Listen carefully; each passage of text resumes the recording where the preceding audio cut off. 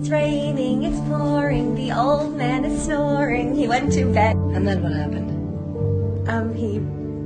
He bumped his head and he couldn't wake up till morning. Let's explore that, shall we?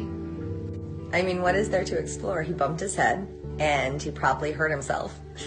And he didn't wake up until the morning. No, yeah, I think you have those last lyrics wrong, that's all. He couldn't wake up till the morning. He couldn't get up in the morning. Till morning. The lyrics are in the morning. Hold on. This poor old man, you know. Yeah, but me, if he didn't get up in the morning...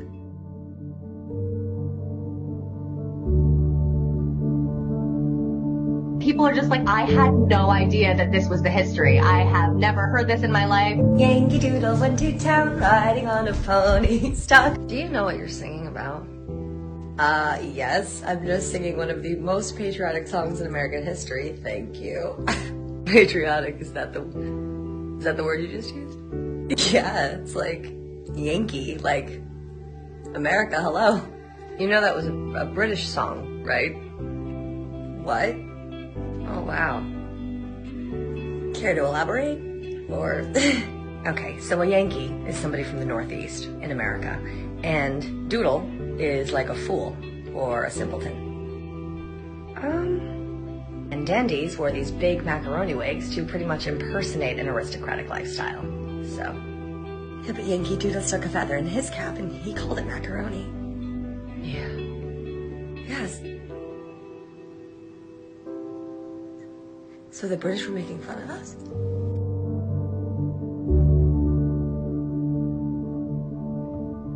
Some are a lot more straightforward than others, but then there are a few different interpretations, and that's where it gets into like the folklore type of ideology around it.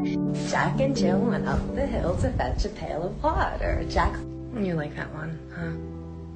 Yeah. No, yeah, it's like one of my favorites. My parents used to sing it to me like all the time. And you know what that's about? Yeah, it's about these two kids that go up this hill and then they fall down and get a boo-boo. Have you ever heard of the French Revolution? Yeah. And Louis XVI and Marie Antoinette. Heard of them? I don't know what. Do you know what happened to Louis XVI and Marie Antoinette? I mean, they were beheaded for treason, but what does that have to do with this? And what did Louis lose when he was beheaded? His crown? Yeah. And Jill came tumbling after. Humpty Dumpty sat on the wall. Humpty Dumpty had a great fall. They were all waiting for this one.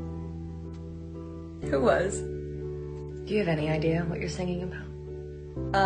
Who doesn't know Humpty Dumpty? Excuse me. He was an egg, and he fell off of a wall, and he cracked into so many pieces they could not put him together, so that was the end of him.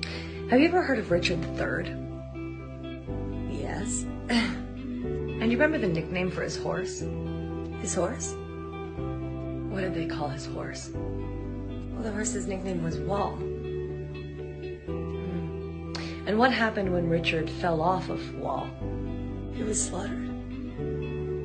He was bludgeoned so hard that they couldn't put him together again. Yeah. So Richard III was an egg? No. Kind of just pick my favorite. And for the most part, I feel like a lot of it is rooted in truth. And then some of it just gets kind of twisted along the way throughout history. Do you know the Muffin Man, the Muffin Man, the Muffin Man? Good morning. Oh, you scared me. Sorry. Do you know what you're singing about? Yes, the Muffin Man, who lives on Drury Lane. That's it. Do you know Frederick Thomas Linwood, by any chance? Frederick No, I don't recall. Well, I think you could find it. Yeah, no, I might have it. Was he England's first serial killer? He sure was. And what was another name he went by? Come on, not the Muffin Man. What was another name he went by? The Drury Lane Dicer. Yeah. And who were his targets? The children. Yeah.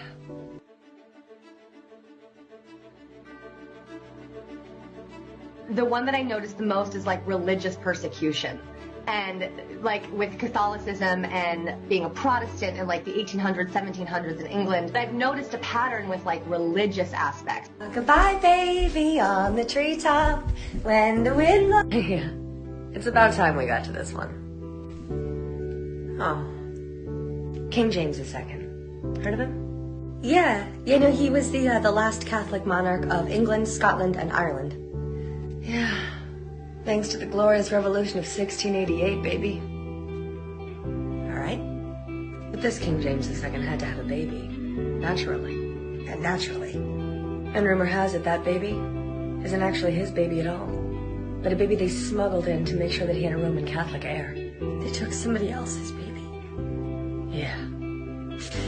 I don't like that. And the wind. Yeah, what's the wind? It's that Protestant wind. Coming to blow James II away. Right, the wind is his son-in-law who eventually... You got it. So we've been singing about a smuggled baby and the downfall of an empire. I will say, like, I've had a lot of people, especially like on the Facebook community side, I think there's a lot of older people that think that, you know, I'm trying to ruin things. I'm not trying to ruin things. I'm just trying to be a little funny, and I'm trying to like enlighten, and I'm trying to say, hey, like, this is the history of this, just in case you want to know. It's kind of crazy, and I think it's wild, and I think you should know about it, and take it or leave it. Keep singing the songs if you want to, or don't.